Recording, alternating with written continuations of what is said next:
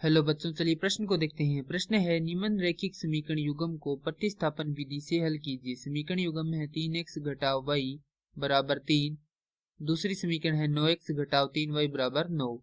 प्रश्न को हल करने से पहले जो इसकी मुख्य अवधारणा है उस पर विचार करते हैं। तो इस प्रश्न के लिए जो मुख्य अवधारणा है वह हो जाएगी दो चरों के रैखिक समीकरण। अर्थात हम यहाँ पर यह देखेंगे कि दो चरों के रैखिक समीकरण क्या होते हैं। तो वे समीकरण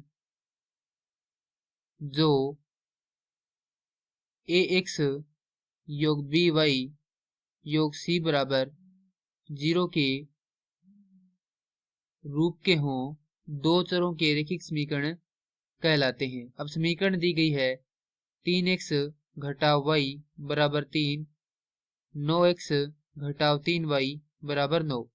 इन्हें हमें क्या करना है, प्रतिस्थापन विधि से हल करना है। तो यहाँ पर लिखेंगे प्रतिस्थापन विधि से।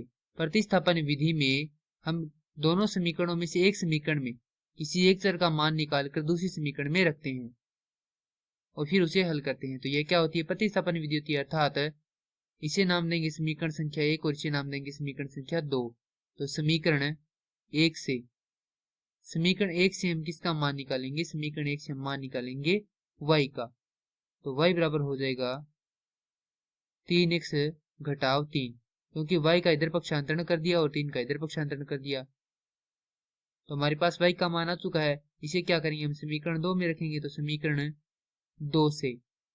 2 में यदि हम y का मान रखते हैं तो 9x घटाव 3 गुणा y का मान है 3x घटाव 3 बराबर 9। अब इसे हल करेंगे तो प्राप्त होगा 9x घटाव 9x योग 9 बराबर 9।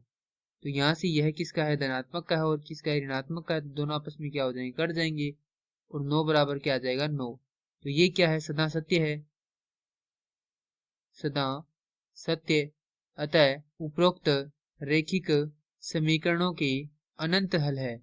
और यदि हम चाहें तो यहाँ से क्या कर सकते हैं, y का मान निकाल सकते हैं।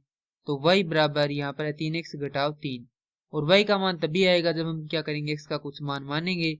तो यदि हम x बराबर कितना लेते हैं, 1 लेते हैं, तो हमारे पास y का मान आ जाएगा 3 घटाव 3 अर्थात 0। यदि हम x का मान 1 लेंगे तो हमारे पास y का मान कितना आएगा, 0 आएगा। तो एक तो हल हो जाएगा, ये है। अन्य हल हम यहाँ पर जो मान रखेंगे उस अनुसार क्या होगा, यहाँ पर मान आ जाएगा। तो इस प्रश्न के लिए जो सही उत्तर है वह हो जाएगा इस रैखिक समीकरण के क्या है, अनंत हल है। मैं आशा करता हूँ कि यह प्रश्न आपको समझ में आया होगा। धन्यवाद।